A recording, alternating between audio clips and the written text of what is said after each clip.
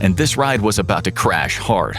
And the ride would start going down in October 1929. That's when the unthinkable happened. The stock market crashed. It all started on October 24th, Black Thursday. The market began its freefall, and the panic spread like wildfire. A brief rally followed, but that was a false hope.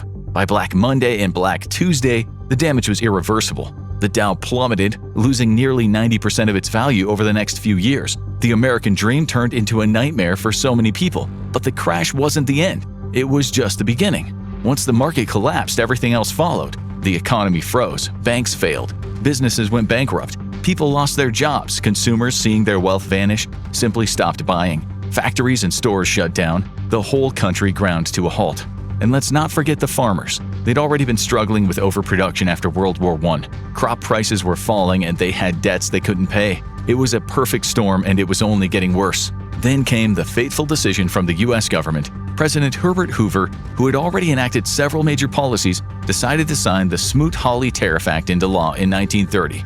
The Smoot-Hawley Tariff Act was often called one of the most catastrophic acts in congressional history. And that is not just political rhetoric. That is straight from the official US Senate website. When even Congress admits that they messed up, you know it was bad. But how did the Smoot-Hawley Tariff Act earn such an unflattering reputation? Well, it didn't happen by accident. This was a slow-motion train wreck years in the making. It was the culmination of years of escalating protectionism, political maneuvering, and let's be honest, a whole lot of economic short-sightedness.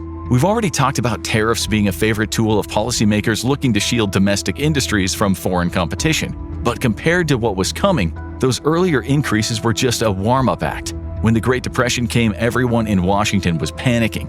Desperate for a fix, lawmakers turned to an old familiar trick: tariffs. And that's how the Smoot-Hawley Tariff Act came to be. The bill was originally meant to help struggling farmers by raising duties on agricultural imports. But as with most things in politics, it didn't stay simple. Lobbyists for various industries saw an opportunity and jumped in, tacking on protectionist measures for all sorts of products. By the time the bill was finalized, it wasn't just about farming anymore. It was a full-scale tariff hike on over 20,000 foreign goods. It's no surprise that roughly 1,000 economists literally begged President Hoover not to sign it. But despite his own reservations, Hoover went ahead anyway, officially signing the Smoot-Hawley Tariff Act into law on the 17th of June 1930. But other countries weren't just going to sit back and take it, and that's the thing about tariffs. They often come with unintended consequences.